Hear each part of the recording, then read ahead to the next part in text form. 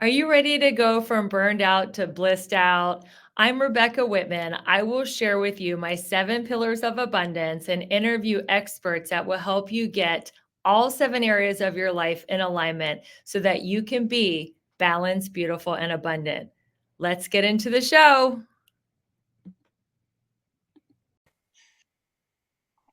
Welcome, everyone, to the Balanced, Beautiful, and Abundant podcast. I am your host, Rebecca Whitman. We are taking you from burned out to balanced, beautiful, and abundant. Thank you, everyone, for your loyalty, your subscription, your 5-star reviews. These reviews help us get boosted in the algorithm so more people realize that they can live life balanced, beautiful, and abundant. Today, I have a very special guest. Welcome to the show, Neil Palache. Thank you, Rebecca. Great to be here. And Neil and I met through a wonderful network called eWomen. And even though it's eWomen, Neil is smart because he knows his ideal client is a woman. So he's going to where his ideal clients are. And that is where I met him. And we have struck up a friendship, and I've been doing some speaking events for him. He is now a guest on this show, and I'm so excited to tell you guys about his background. So, Neil is a divorce consultant and founder of the Wealth Creator Company for Women. Neil has specialized in financial coaching for over 15 years. He founded the Divorce Transition Professionals, a national network, in 2017. His financial experience stretches over 5 decades. He was an insurance agent, a financial advisor, and now he specializes in working with women pre, pending, and post divorce on their financial issues. His network, the Divorce Transition Professionals, provides an expansive network of professionals to handle divorce and beyond. He lives and works in the Conejo Valley, California, and is married to Stacie since 1987.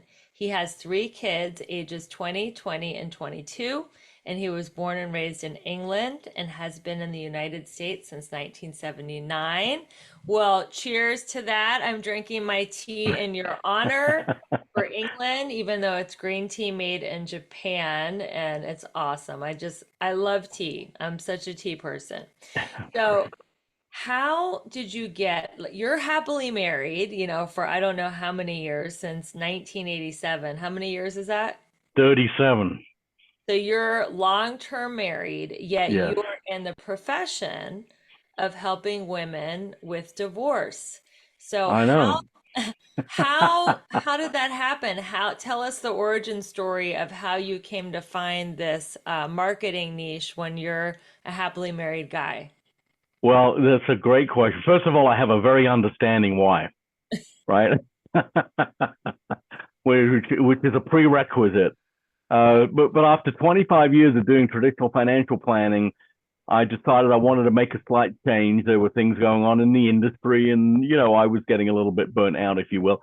So I hired a coach, and she and I sat for over many meetings and looked at all sorts of different things. And she did her testing and chatted with me and looked at my previous client base, and she knew me a little from prior experience. And first of all, she said, well, I definitely think you should be working with women.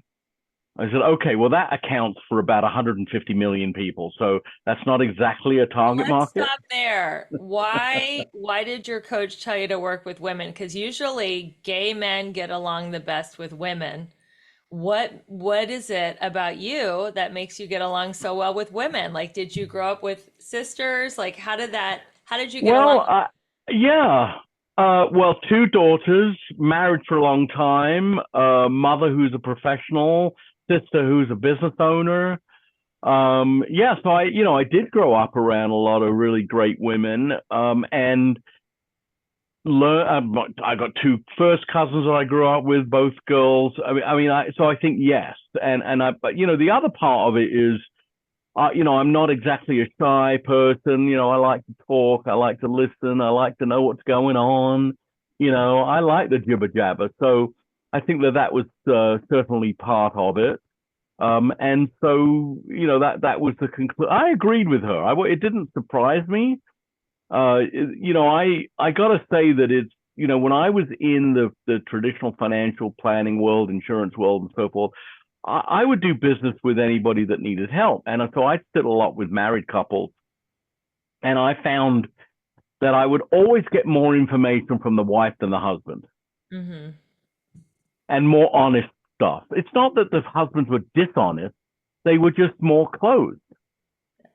And so I would get more information. Anyway, so for me, that's what she said. I said, okay, great. Now we got to boil it down. So we looked at demographics and occupations and all sorts of different things. Do I want to work with female attorneys, or do I want to work with, female physicians, whatever it might be. And ultimately, through the testing of all these different things, she said, well,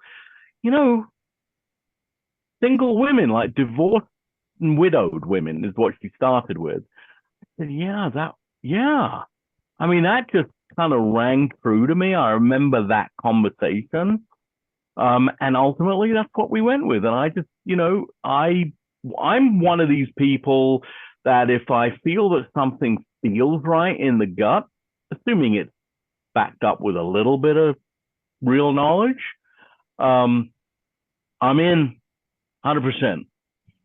And I did, and I changed, got a new website, did everything, and that was 15 years ago, and I've been doing that ever since. Wow, that is such a wonderful story. And I'm sure you've helped so many women. Before we get into divorce, I want to know, if you're listening, that I'm a huge believer in marriage. Obviously, Neil is. He's been married 37 years. I've only been married 2 years. So if I married 37 years, I'll be over 100 years old. So that will definitely be a modern miracle. So I don't think I'll ever get to his years of marriage, but you never know. Or maybe I don't know. That's not true. I'm so bad at math, you guys. I'm really bad. The reason I went to Princeton, it was the only Ivy League without a math requirement. But anyway, That's great. what is your advice for a long-term marriage? Like, what are some of the tips that you have gotten from your 37 years of marriage to your wife?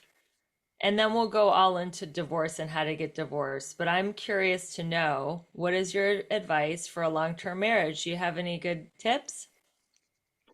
I think the main thing is that you've got to be willing to meet in the middle. You got to be a good listener. You've got to be willing. You got to be real patient. I mean, men and women are different animals. There's no question about it. There is a Venus and Mars. I totally get it. I believe it. I'm living it. And I think that we can all pretty much agree on that.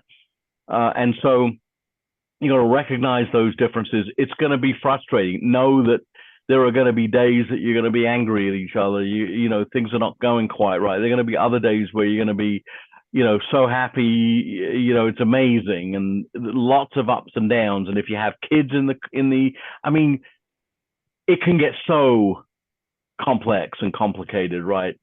But you got to stick with it. And look, yeah, at a certain point, maybe you decide that it's just not going to work, that you have either both or one of you has done everything that you can, and it's miserable most days, let's say, and it's just not to be. But give it everything you've got first.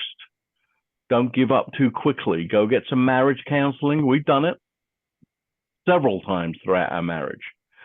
And talk about things. And if you can't talk about it without getting into an argument every time, then go talk about it with a professional so Yeah. that you can get help. Now, what advice, you have two daughters or three daughters? I have two daughters and a son. So, are you going to tell your daughters to get a prenup? Are you going to tell your daughters to have a separate checking account when they get married? Like, what advice are you going to give them? Well, I will tell you that that's a great question. First of all my kids have separate finances now. Okay. I mean, we started that early. My kids, you said they're 20 and 20. That was correct. They just turned 21, literally, on June the 15th. So they just turned Happy 21. birthday to them. They can have a Yes, legal drink. exactly. My 22-year-old will turn 23 on July the 20th. So, but they've all had their own checking accounts and credit cards since they were probably 16 or 17. They pay their own bills. The ones that they pay, they don't pay all their own bills, but the ones that they pay, they have their own credit cards. They're building their own credit score. And yes, I would highly recommend that they have joint stuff, but they also have all their own things as well. And a prenup agreement, if they've got some assets, I think would be a very good idea. And I don't think that it's necessarily fair to go into a marriage and then have everything that you've worked hard for be split in the event that it doesn't work out. And the fella may be coming into the marriage with stuff too. So I mean, it's a two-way street, right? Right. I know it's hard to do. It's hard to discuss that stuff, but yeah, I would say to them, at least discuss it. That's good advice. So my next question is, does divorce have to be ugly? It doesn't have to be ugly. No. The tagline, or it's almost a mission statement for DTP, the divorce transition professionals that you mentioned that you've spoken at. Uh, there's an organization that is full of hundreds of professionals that are in the divorce world, and our mission is making divorce just a little bit easier. Mm, So, what I say to people is there is no such thing as an easy divorce, but mm-hmm. you can have an easier divorce. It doesn't have to be ugly. And it's not a happy time. If one person has filed, if it wasn't a mutual thing, somebody's upset. Even if you've both agreed on it, it wasn't the plan. I mean, when you got married, that wasn't the plan, but it happened. So no, it doesn't have to be ugly. And the way for it not to be ugly, quite frankly, is to do your very best to not get too emotional and angry about things that are usually not that important. I find that people are arguing over material things, like, I don't know, a piece of art or whatever it is. It doesn't always have that much value, but um, it's not worth the argument. Like, at the end of the day, think about the fact, especially if you have kids, that you want to be able to go to their wedding together. When they have a baby, you want to both be at the hospital and go to the baby shower and all that, and you got to be in the room together. Yes. And you don't have to be best friends, but you want it to be amicable. You don't want it to be like there's a elephant in the room every time you're together. That's not going to be fun. So What do you think, think makes divorces go ugly? well, you know, unfortunately, a lot of divorces are as a result of cheating, Mm, right? yeah. So Is that so? when, Is that really a major cause for most divorces? not about most divorces, but it's A lot. one of the major causes of Oh, okay. divorce. Yeah. Okay. That is drug addiction and alcoholism, of course, domestic violence, and financial issues. Yes. Those would be the four areas, right? And so, but when there's cheating or when there's financial issues, when there's money hidden, when there's huge amounts of debt that hasn't been disclosed, uh, obviously when there's any kind of domestic violence, that's totally unacceptable. So, there's a lot of anger and hurt that goes along with that. And then it's difficult to be reasonable because you're so angry about it. You're like, well, through him, like I want this and I want that and I want full custody of my kids and I want the house and he should be penalized. But the thing is that unfortunately, none of those things affect the fact that if you're in a community property state, it's 50-50. Yeah. It doesn't matter. So do prenups matter? I mean, if it's 50, Prenups do. Yeah. I heard a lot of people don't even, hold up to their prenups in court. Well, that unfortunately is a function of how the prenup was written and whether or not the attorney was good at it. And, did they go to some online service to get that done or did they use a lawyer? So, yeah, I'm sure. I mean, like any agreement, people can argue about it, sue over it, and disagree about what it really means. And so, yeah, I mean, people can sue anybody pretty much for anything and then win or lose in court, depending on the day, the judge, the jury. So, yeah, it can be tough even with a prenup. But, having it, there's a certain amount, and I'm not a lawyer, but, there's a certain amount of intent that the court will say, well, yeah, I mean, this is what was intended here. So, Yeah. but, unfortunately, we hear about the worst stories, right? The ones that hit the media are the millionaires and billionaires whose divorces go bad and kids get messed around and prenups get ruined and so forth. But that's not mostly what happens to quote unquote regular people, Okay. really. Yeah. So what are your top 10 divorce financial tips for having a divorce that doesn't break you? Well, number one, be prepared. Okay. Definitely be prepared. I mean, all of my clients are women, 100%. I don't work with men. I don't work with couples. So for me, be prepared. My average client's 50 years old. So maybe she's in more of a traditional type of marriage where she's not as involved in the finances, although that's changing and has been changing for years. And so, some of my clients are making oodles of money and, they're CEO of companies and running multi-million-dollar businesses and so forth. But there's still a certain segment where that's not the case. And even when they earn a lot of money and make a lot of money, that doesn't necessarily mean they're well prepared Right. for a divorce because they're busy, busy, busy women, and sometimes the details get lost in the shuffle in their personal finances, right? So be prepared. Make sure that you've got, if you don't already, make sure that you have your own credit, like a credit card. Women that I meet that do not have, well, I have a credit card. Yeah, but is it your name? Well, it's got my name on it. Yeah, but is the credit card and you find out that it isn't.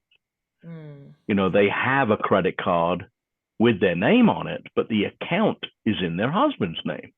You got to have your own credit, and we can look at that. We can run the credit report and find that out and so on and so forth, or call the credit card company. Make sure that you have your own bank account. I tell my clients,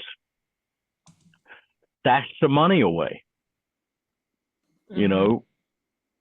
and you got to do that pre-divorce because, once the divorce is filed, then everything gets frozen. Like Mm-hmm. nobody's allowed to touch anything. Yeah.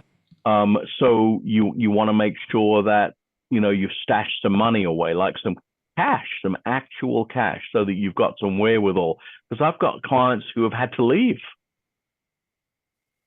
and how do you do that? And then if you use the credit card that is in his name, then he might know where you are. Maybe you don't want to have him know that, that kind of thing. It's terrible that you have to be a little bit sneaky, Yeah. but it's not illegal. But you have to do certain things in order to be safe and make sure that everything's cool. Make sure that you're not doing anything that would put you in jeopardy, like with your kids. Because, well, I saw that she was slapping his bottom. He's only a 5-year-old and so on. So I know it's like, crazy that that would be a thing. But you've just got to be careful with what you say. Stay off of social media. That would Mm. be another tip. Don't be putting all your dirty laundry out there. It's there forever, and they'll use it Oh in yeah. court, you know? Yeah, I have a friend who's airing all her dirty laundry on social media, and so is he, and they're having the battle Oh, publicly. Yeah, it's so hard to watch. oh, that's so painful. Yeah. The other thing would be don't talk to your kids about what's going on with your soon-to-be ex. Mm-hmm. You don't want to draw them into it. Kids have been put on the stand. You don't want your kid to be on the stand. Avoid it. Don't talk to them. Don't talk badly about your ex, even if you hate his guts in front of your kids. Yeah. That'll come back to bite you. Don't do it. Yes. Interview lawyers. Don't pick the first one that you meet. They all have the same degree and training, but they all have a different personality and a different methodology. And you've got to pick the one that works well with you, not just because they have a good reputation or even that your best friend thinks they're the best thing. Mm-hmm. Do you want to know my biggest and best beauty secret? It is liquid collagen.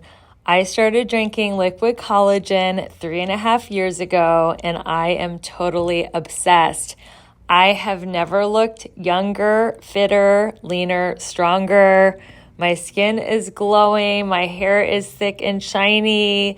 Eyebrows, eyelashes, nails, they're all growing, and I feel like I'm aging backwards.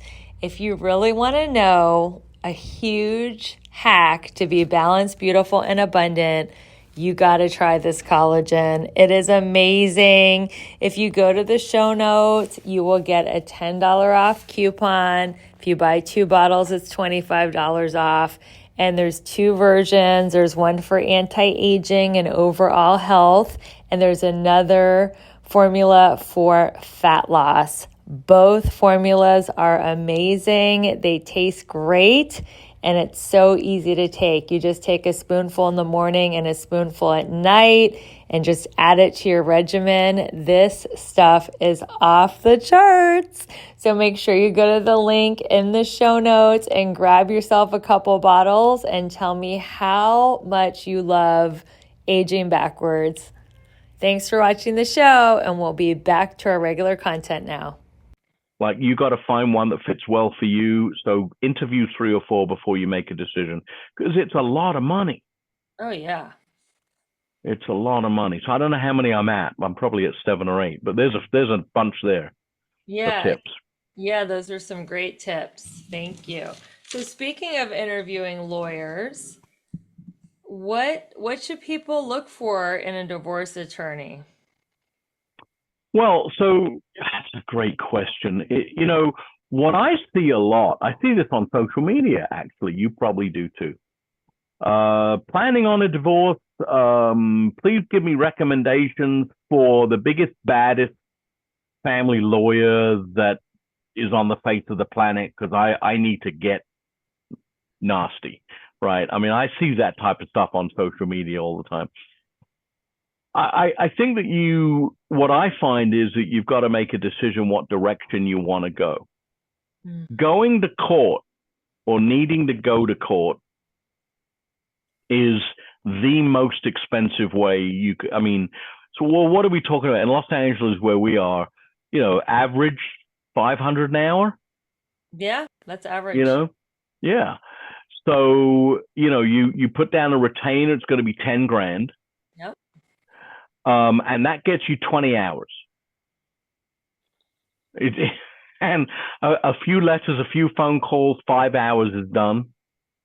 And Yes. then one hearing, because it includes traveling to the court, and a couple more letters, phone calls, blah, blah, blah, all 20 hours gone. You're like 6 weeks in, and 10 grand is gone. And at 3 or 4,000, they're asking you to refill the pot, right?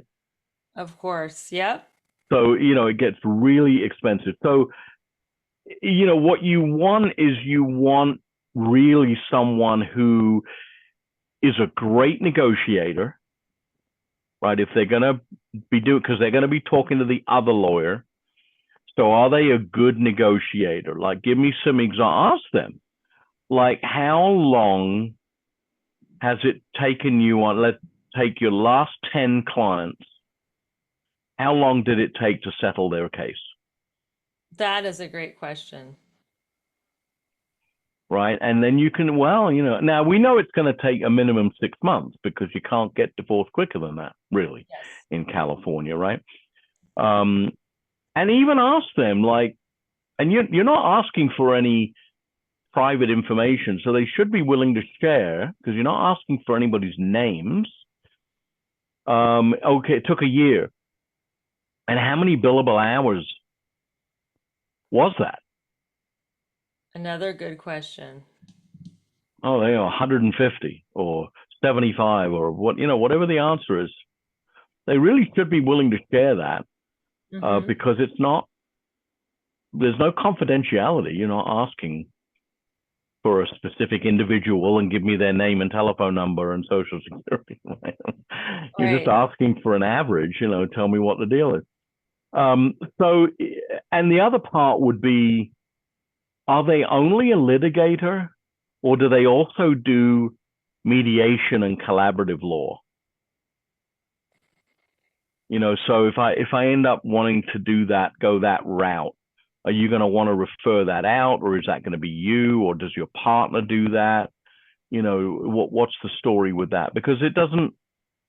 Sometimes you need to look at mediation as an option. Yeah, You well, don't. that's another question I had. Yeah. What is the difference between mediation and litigation, and how do you know when to use which one? Well, good question. And you've got collaborative law right in the middle of that. So I'll cover that as well quickly. But uh, litigation clearly is the lawyer who is going to go to hearings and going to go to court, and there's going to be discussions between him and your soon to be ex-spouse's lawyer, and they're going to be negotiating and so on and so forth. It's not a mediation. A mediation is one person. It can be a lawyer or not a lawyer, because there are non-lawyer mediators. And that person is not representing either of you, but rather is a complete neutral who is just helping you by telling you how a law works, both of you in the room at the same time. Everybody gets the same information at the same time and helping you to figure things out together. And then the mediator is kind of coaching you to that end so that you come to an agreement that works. And then the mediator can write up the agreement, or there could be a separate lawyer to write up the agreement and so forth. I always recommend to my clients, if you're going to use mediators, they're great. But you also probably want to have a lawyer on contract just to review the agreement and give you specific advice. In those situations, you don't generally have to put down a retainer. It's just somebody that you can call up on an hourly basis and say, hey, can you just read this over for me? And they'll send you a bill for 3 hours or whatever their charge is. And that's just because the mediator cannot say to you, okay, you've got Jill and you've got John. Jill, this would work for you. I would highly recommend this. Is it like that? Because he's neutral. That mediator is neutral. The only thing the mediator can say is, if you decide to go this route, this is how it will work. This is what this means. Mm-hmm. But they can't tell you, well, this is best for you, because they can't advise you. They're not your representing attorney. And how you know? Well, how you know whether to go mediation or some other methodology, partly is, do you have agreement from your soon-to-be ex? Is that person willing to sit with one person and see if we can mediate? Can the three of us sit in a room and discuss this reasonably, fill out our paperwork, come back in the room, get through, who's going to have what and what the custody arrangement for the kids is going to look like and how much spousal support one or the other has to pay. And, can we do that? And, but, and you might as well give it a shot, because if it doesn't work, you can always go hire a lawyer. Yeah, that's what happened to me. We tried to have a mediator and we weren't seeing eye to eye on anything. So I Mm, was like, all right, we tried it. It's time to hire attorneys. So who else do you need on your team besides an attorney? And that's part of your awesome network. You have so many different professionals and the divorce transition professionals. What right. would you advise one of your female clients on who they must get on their team to make the divorce as smooth and, not as financially taxing as it could be? So if they're going to, for instance, let's say there's a house. Mm-hmm. Now, sometimes an appraisal needs to be done on that house, or Yes. sometimes a husband and wife can just agree. Okay, we're going to look at various online sources. We're going to have one of our realtor friends do a little bit of a neighborhood look, and we're going to come to an agreement. Oh yeah, we both agree this house is worth 975,000. Okay, great, and that's fine. Like, you don't have to have an appraisal, but an appraiser might be needed. If the house is going to be sold, then you need a realtor, and then you will need an appraiser. Mm-hmm. That'll be pretty much required by the bank. And then each of those people are now going to they need to live somewhere. So they're probably going to need a realtor to help them find a new place or rent a new place or whatever it's going to be, and a mortgage broker if they're Mm-hmm. going to actually buy a place. So a realtor and a mortgage broker. Ultimately, if there's money in 401ks or in a brokerage account and so forth, they need a financial planner. Now, some of those people may already exist in their life, but depending, I find about 80% of the time, the husband and wife want different people. They don't want the same financial planner anymore, because the financial planner was a college buddy of my husband, and I want my own planner. And that might happen with a realtor and a mortgage broker as well. And then the other person they'll need ultimately is the estate lawyer, because their trust is essentially defunct. They're not going to want their soon-to-be ex-husband or soon-to-be ex-wife to be their medical power of attorney anymore. Yeah. You don't want that person flipping the switch, right? So, you want your best friend or your brother, or maybe you've got kids that are now adults or whatever it may be. So you got to change a few things. You got to change all your insurances. I mean, there's a lot to do. Like, you could have a team of 10 professionals. Ultimately, you need all those people to make sure that you're going to file your own tax return ultimately. Oh, okay. Well, then you need a CPA, Yeah. or, A lot of people involved. yeah. So getting through the divorce and post divorce are kind of two different things. Like, during the divorce, you may need that realtor. Um, you may need a private investigator. You may need a forensic accountant. Depends on the complexity, right? But the lawyer, the private investigator, the forensic accountant, and the realtor are usually like during the divorce people, and then post divorce, mortgage broker, estate lawyer, insurance agent. Some of these other people need to become involved to make sure that you are properly protected and have what you need with insurance and other documents. Why would somebody need to hire a private investigator? Because they think that something's being hidden, or something is being hidden. Like hiding Asset. money? Okay. Mm, yeah. There are. I've been involved in several situations where we've hired a private investigator. Well, I say we. I mean, it's really the client hiring the private investigator, or the lawyer does and then charges the client through the lawyer. But that private investigator is. I mean, they're looking for money. They're looking for bank accounts. They're looking for a paper trail. Oh, well, we own, we bought this property, but it was put in his brother's name because, so there's a paper trail that's developed. Where did that money come from?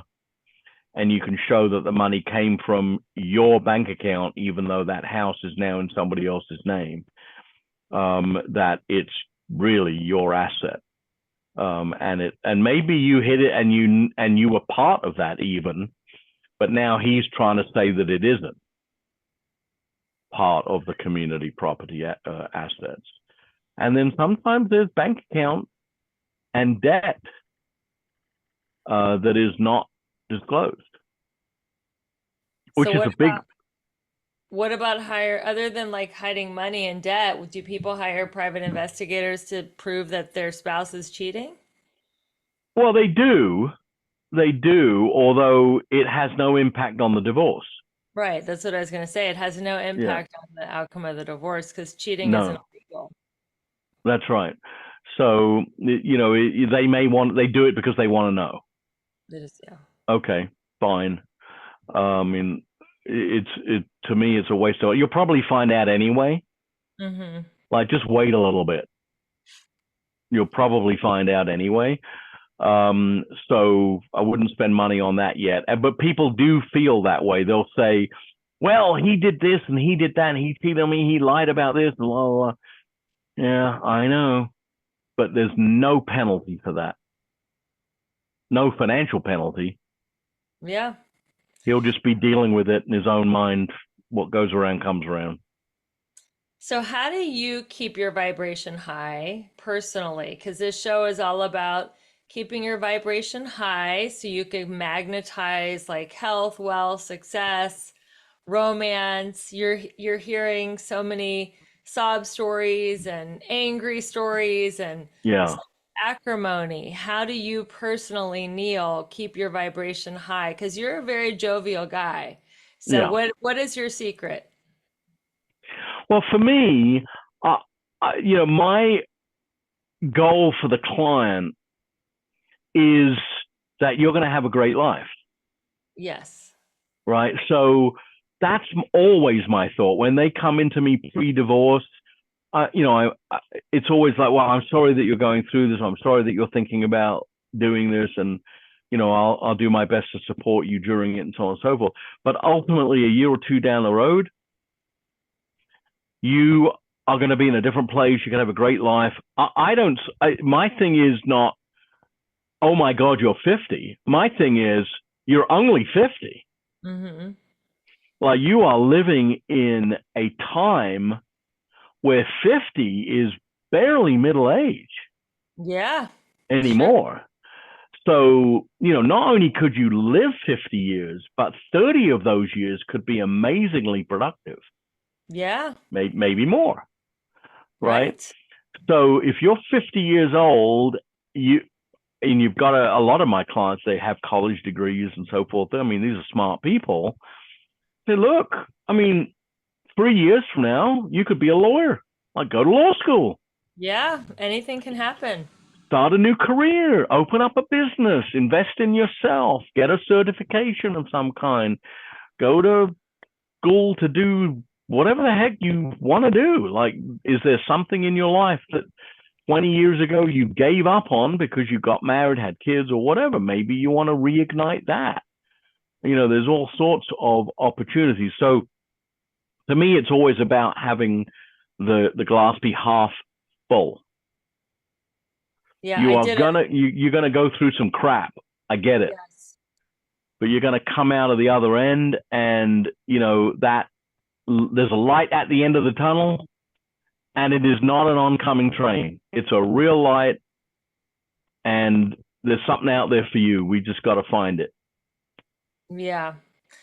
People spend so much money on wedding receptions and the band, the DJ, the gifts. I think they should have divorce parties because it's a big life transition, just like a wedding, just like a marriage, just like a baby shower.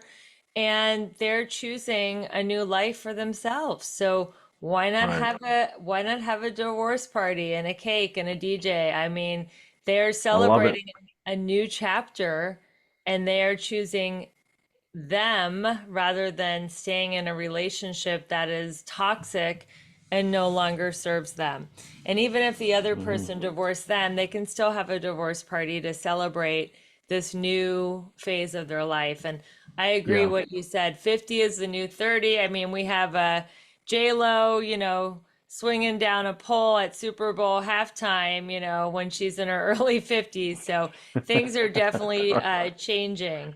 So, Neil, this has been amazing. I know my audiences, especially if they're, on the brink or know someone on the brink of a divorce, will want to get in touch with you. How can people stay in touch with you? Well, there's a couple of different ways. Number one, I I don't have a gatekeeper, right? Everybody probably knows that term.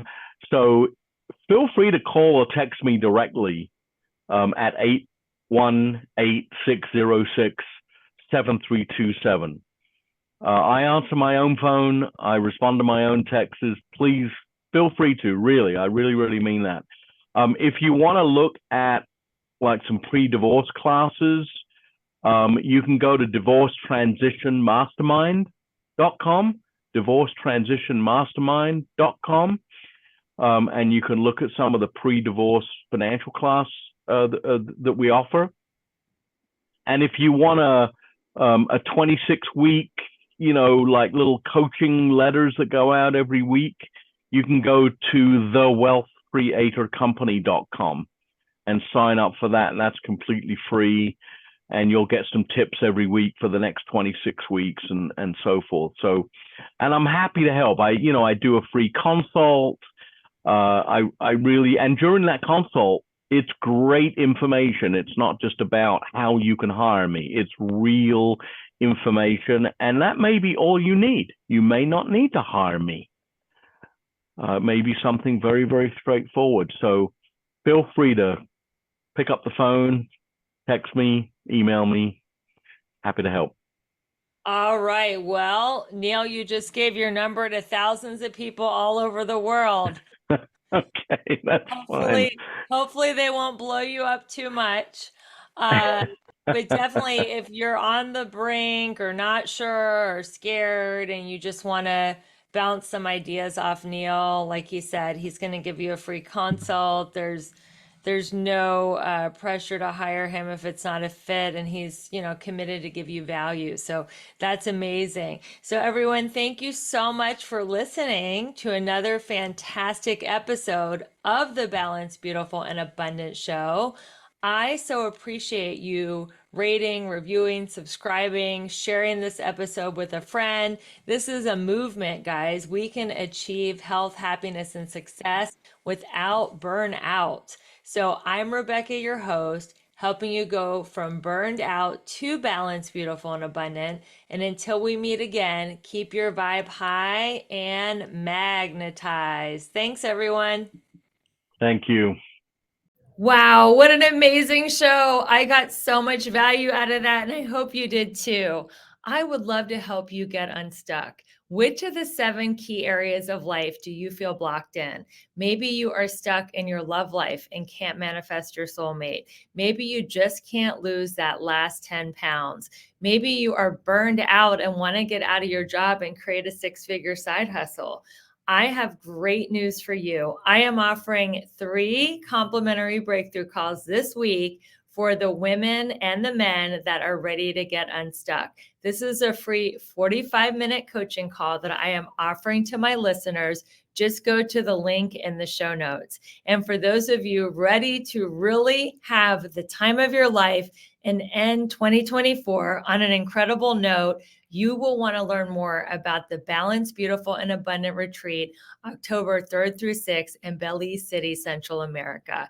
Not only will you learn how to get all 7 areas of your life to a level 10 to end the year with momentum, but you will enjoy pampering in a luxury spa with healthy food, yoga, and sound bath. We will be having an incredible time on the beach, in the pool, walking around the beautiful city. It's in a private island, and it's just something that will be the best decision you ever made. I can't wait to spend a weekend with you in Belize City, Central America, on a private island. So if you're looking for more information on the Balanced, Beautiful, and Abundant Retreat, make sure you go to my link in the show notes. And for everybody else, thank you so much for supporting the show. We love our listeners. Your reviews, your subscriptions, sharing this podcast with your friends and family is really getting the word out there that you do not have to go through life burned out. You can be balanced, beautiful, and abundant.